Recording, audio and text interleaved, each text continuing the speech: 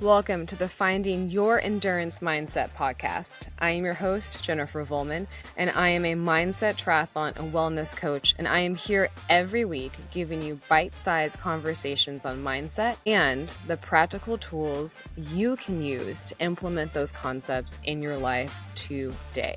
Having an endurance mindset is being able to face the ups and the downs and everything in between, and create a life that you are excited to live. This podcast is both a podcast about mindset ideas and how you can apply that to your life and make a real significant change. Because what's the point of talking about mindset if you don't actually do anything about it? So listen, if you want to both learn concepts of mindset and apply them to your life to make massive fundamental changes and create a life that you cannot wait to wake up every morning and live, you are 100% in the best spot possible. Thanks for being on this journey. Let's get started. Welcome back. Today I'm going to talk about what others think and why it doesn't matter. So caring about what other people think about you is really woven in and out of so many different mindset topics that's why I really want to talk about it. It's in how we deal with fear. It comes up in self-doubt, imposter syndrome, confidence, and goal setting, and future dreaming, so much. And so I really want to just do an episode focus on what other people think of you. So we all do it. We all fixate. We all care about it. We all think about what other people think about us, about the choices we make, how we show up in the world. And it gets exhausting really fast, right? Like, not only do we want people to think certain things about us, but sometimes we want them to think that we think certain things about us. Or we want people to have like specific thoughts in their head that have to be a certain thing. But we don't want them to think that we have to have specific thoughts in our head about a certain thing. It gets so crazy. And so, I mean, if you think about it, like, how much time over your lifetime have you spent thinking about what somebody else might be thinking about you? Just might be thinking about you. I mean, like, if you take just like the high school years alone, woo, that's a lot of time spent thinking about what somebody else could possibly be thinking about you. And it might get better with age. I know certainly I care way less what people think about me now that I'm older, but man, it still happens a lot. And I am still coaching people every single day who are worried about what other people are thinking. It sneaks in different ways. Sometimes when we're a little hesitant to set the bigger goal or to do the thing that kind of pushes us out there, or even, do something that's a little bit more risky, underlying that fear is actually we're afraid of fear and judgment of others. Can be really sneaky sometimes. The crazy part is that we can never actually know what somebody else is thinking. Even if they say, I think this about you, we don't actually know if that's what they think about us because we're never going to be in their head. We just will never know what is in somebody's head, period. And on top of that, we might never even understand it. We have to erase the need to understand what somebody thinks about us. Your life will be so much easier if you erase the need to understand what they're thinking about us and why. Call it the mind reading fallacy. We think we know what people think of us, but we actually have no idea. Like, how many times have you been 100% certain that you knew what someone was thinking about you, only to find out they were thinking about what to eat for dinner? If you have been in any kind of romantic relationship, there is no way this has not happened to you. For sure, you have thought this person thought something of you, and you were like dead set that must be what they were thinking in that moment, and they were definitely not thinking that. This happens all the time. But yet we let this fear dictate so much. It comes into the goals we set or that we don't set because we're afraid of publicly failing. It comes into the things that we want, but we hesitate because people, like quote unquote people, might not approve. And sometimes those people are specific people too. It doesn't have to just be like the vague people. It could be specific people too. But that these people might not approve.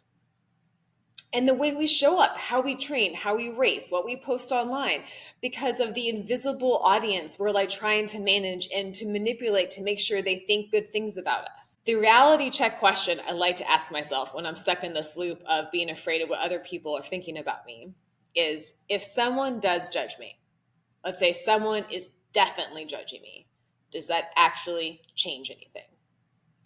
What real consequences does this have in my life?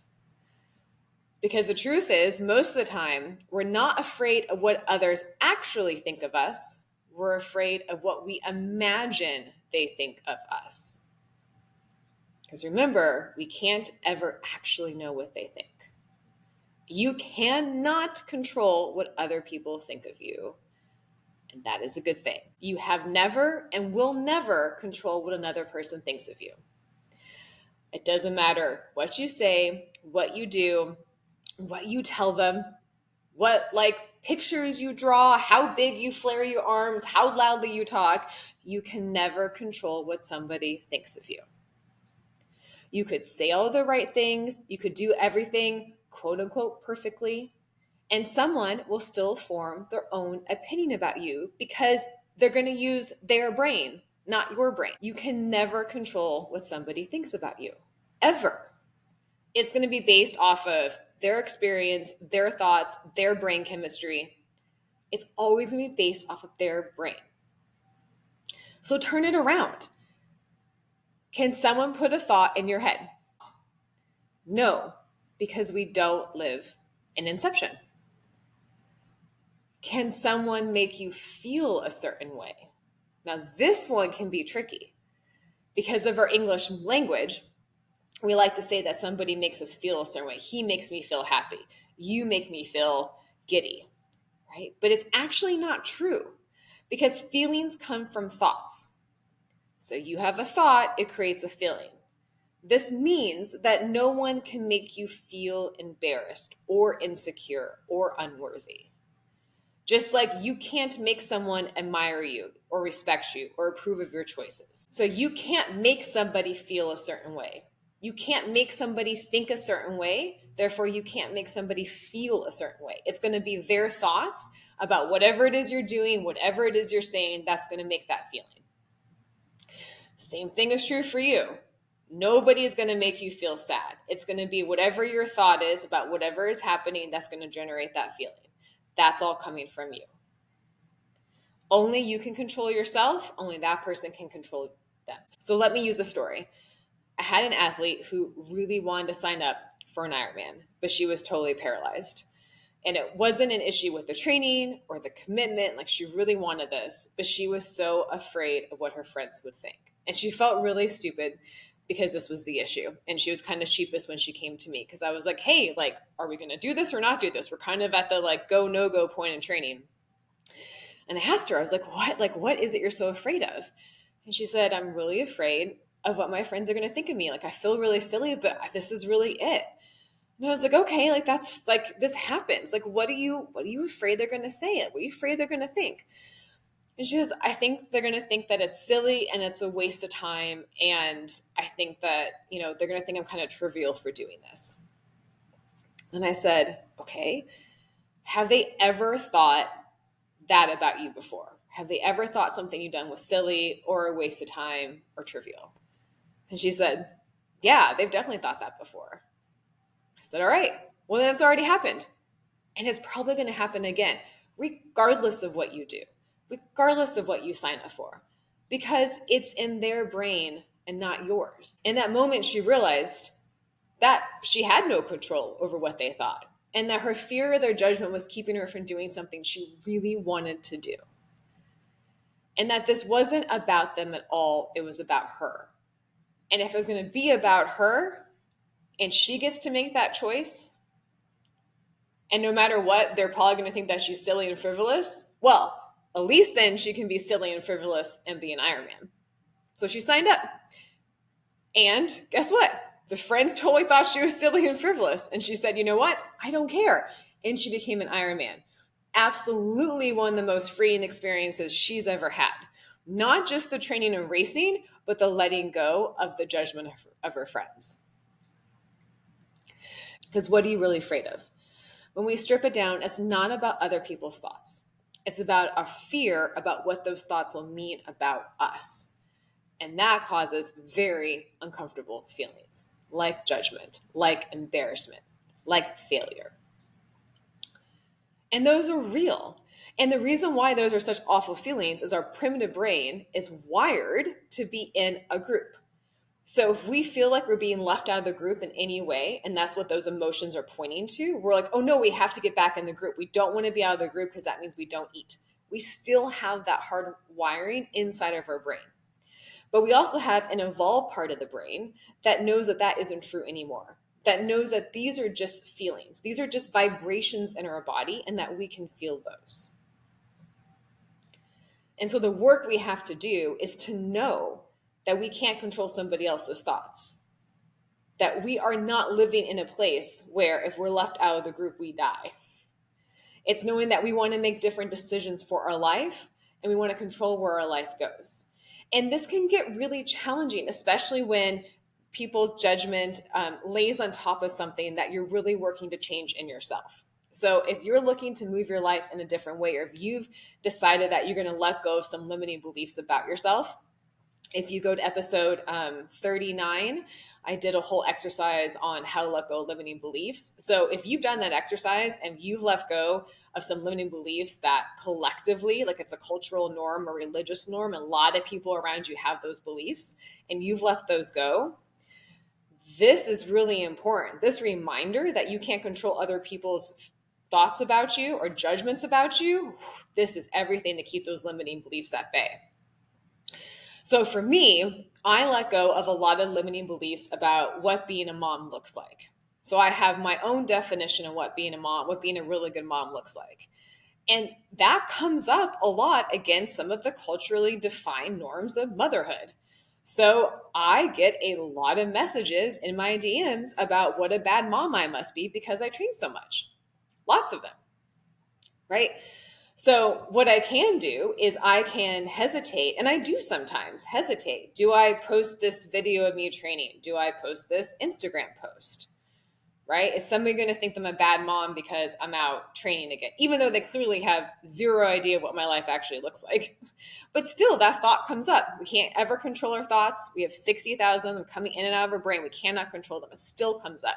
The primitive brain is still like, oh no, stay in the group. So that still comes up. I still get those feelings of like, ooh, I'm going to be really judged for this. But here's the thing. Those people are already judging. They are already judging me.